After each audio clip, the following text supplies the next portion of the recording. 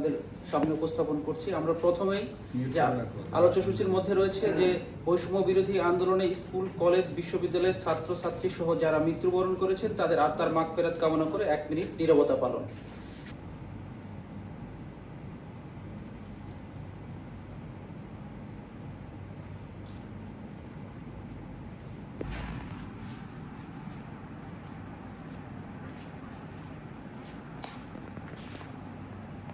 নিয়ম মেনে করা এবং জেলা উপজেলা পর্যায়ে সকল ব্যবসায়ীদেরকে ডিলিং লাইসেন্স করা, জেলা কারাগারের নিরাপত্তা নিশ্চিত করা, শহরের বিভিন্ন স্থানে স্বাভাবিক রাখা, চুরি, ডাকাতি, ছিনতাই, লুট প্রতিরোধে কার্যকর ব্যবস্থা গ্রহণ। বগুড়ায় যারা ডিপ্লয়েড আছে আমার সেনাবাহিনী সকল উপজেলা এবং বগুড়া সদরে এই সকল সেনা সদস্যদের এবং অফিসারদের আমি কমান্ডার।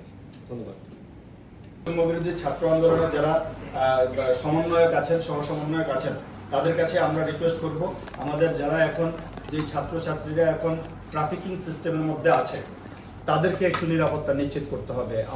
একটা নতুন বাংলাদেশ গড়ার প্রত্যয় নিয়ে একটা নতুন সরকার গঠিত হয়েছে। আমরা আশা করি যে আমাদের মাঠ পর্যায়ে আমরা যদি নতুন সরকারের সমস্ত কার্যক্রমগুলো যথাযথভাবে বাস্তবায়ন করি তাহলে আমার মনে হয় আমরা একেবারে বৈষম্য বিরোধী শুধু সরকারি চাকরি বা অন্য ক্ষেত্রে নয়, সর্ব জায়গায় আমরা একটা লেভেল প্লেইং ফিল্ড ক্রিয়েট করতে পারবো। তো আমাদের সকলেরই এই জায়গায় দায়িত্বশীল ভূমিকা পালন করতে হবে। বিশেষ করে আমাদের বৈষম্য বিরোধী ছাত্র আন্দোলনকারী যারা এখনো পর্যন্ত মাঠে আছে তাদেরকে আপনারা সহযোগিতা করবেন।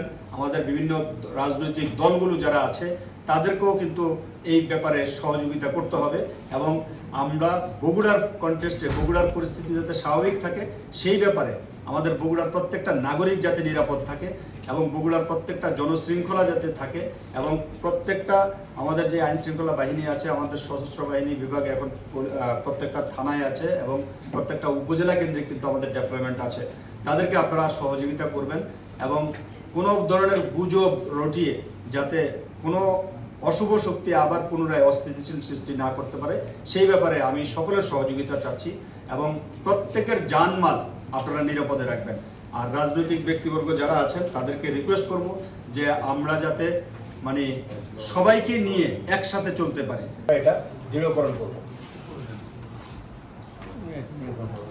আচ্ছা, তাহলে আমরা এটা দৃঢ়করণ করলাম। এখন আমাদের ছাত্রছাত্রীদের যৌক্তিক দাবিকে ভিন্ন খাতে প্রভাবিত না করতে পারে তাদের সেই বিষয়ে সতর্ক থাকা এবং ছাত্রছাত্রীদের পূর্ণ নিরাপত্তা নিশ্চিত করে সমাবেশ শান্তিপূর্ণ করার ব্যাপারে পুলিশ প্রয়োজনীয় ব্যবস্থা গ্রহণ করা। এই কমিটিটা হয়তো রিফর্ম হবে আরো মানে স্বরাষ্ট্র মন্ত্রণালয় থেকে। আজকে আমরা কমিটিতে কোয়াড কিছু সদস্যকে আমরা ইনভাইট করেছি চলমান পরিস্থিতির প্রেক্ষাপটে। আব্দুল্লাহ মামুন, সহকারী পরিচালক ইঞ্জিনিয়ারিং, বিআরটিএ, বগুড়া।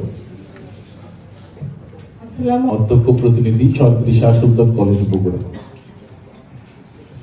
আসসালামু আলাইকুম, আমি মোহাম্মদ আনোয়ার হোসেন, জেলা সুপার, জেলা কারাগার, বগুড়া। মোহাম্মদ আনোয়ার হোসেন রানা, বগুড়া জেলা মোটর শ্রমিক ইউনিয়নের সিনিয়র জয়েন্ট সেক্রেটারি। আসসালামু আলাইকুম রহমতুল্লাহ। ধন্যবাদ। আসসালামু আলাইকুম, আমি আনোয়ারুল রহমান, সাধারণ